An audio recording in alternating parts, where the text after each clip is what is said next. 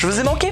Aujourd'hui on est de retour à la boutique Vendivain pour parler de manga. Et on commence avec Gun Mars Chronicle de Yukito Koshiro aux éditions Glénat. Préquel de Gun, on retrouve ici Yuko, enfant, sur les terres dévastées de Mars. Dans un univers post-apocalyptique et désertique, on suit cette petite fille qui doit survivre malgré les ravages de la guerre et des pillages. L'histoire commence dans un petit village où Yoko se cache d'un groupe de mercenaires qui est à sa recherche. Là-bas, elle trouve un orphelinat qui la recueille et où elle va se faire une bande de copines. Tout va bien jusqu'au moment où un groupe armé débarque en ville et décide de massacrer tout le monde. Bon, c'est compliqué de donner un avis objectif sur une partie de la saga Gun. En prenant ce tome pour ce qu'il est, on a ici un très bon manga cyberpunk. Les personnages sont touchants et l'intrigue est à la fois mystérieuse, complexe et pleine d'intrigue. L'intrigue, c'est un concept. Les personnages sont touchants et l'histoire est mystérieuse, complexe et pleine d'humanité.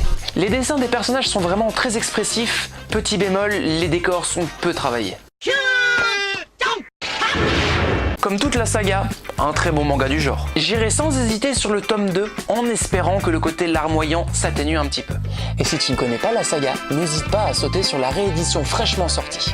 Et maintenant, Pupa de Sayaka Mogi aux éditions Comic. Utsutsu et Yume sont frères et sœurs et ont une relation fusionnelle. En effet, ils ont grandi dans une famille difficile et ont dû apprendre à se serrer les coudes. Une soir, un papillon de lumière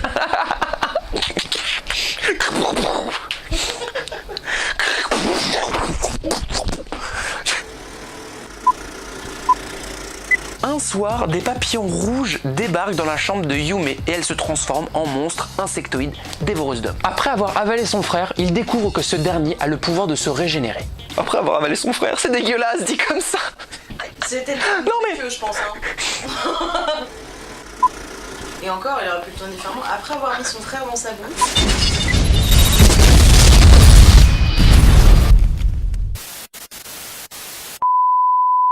Il décide donc que Yume ne se nourrira que de son frère pour éviter qu'elle fasse du mal à n'importe quel autre humain. L'histoire est sympa, originale et tout. Les dessins sont bien, surtout le monstre insectoïde avec son air ahuri. Mais comment dire, les scènes où la jeune fille s'allonge à moitié nue sur son grand frère en disant « Oh, qu'elle est bonne ta chère !» m'ont plus que rebuté. Car oui, elle reprend son apparence normale. Vous me trouverez peut-être un peu prude, mais le mélange pédophile-inceste, moi ça m'a rebuté. J'ai donc arrêté de le lire à la moitié du tome. Si vous avez suffisamment d'ouverture d'esprit pour passer outre les scènes incestueuses, vous avez ici une histoire d'horreur avec des personnages hauts en couleur. En plus, on voit apparaître une organisation secrète complotiste. Bref, tout ce qu'il faut pour faire un bon seinen, si ce n'est l'inceste. Et pour finir, Promesse en rose de Kao Miyasaka chez Panini Manga. Hiroa est une jeune fille de bonne famille au caractère bien trempé. Suite au décès de son père, elle décide d'accepter un mariage arrangé pour fuir l'emprise de sa belle-mère ainsi que sa jalousie. Sous ses airs désinvoltes, l'héroïne cache un grand secret qui pourrait remettre en cause le mariage. Elle va donc devoir le dissimuler à son fiancé, et ce, jusqu'au soir des noces. L'auteur de Carry First Love nous offre un premier manga sympathique avec une héroïne dynamique et attachante. Les vêtements et les décors du 19e siècle japonais sont super réussis. L'histoire de fond se dessine autour du secret d'Iora, ce qui ajoute un vrai plus à la classique histoire d'amour. Un bon petit shoujo, une héroïne avec du peps et de beaux dessins. Amateurs du genre, foncez. Si cette vidéo t'a plu, n'hésite pas à t'abonner à la chaîne, à nous suivre sur Facebook et à aller voir mon autre chaîne YouTube.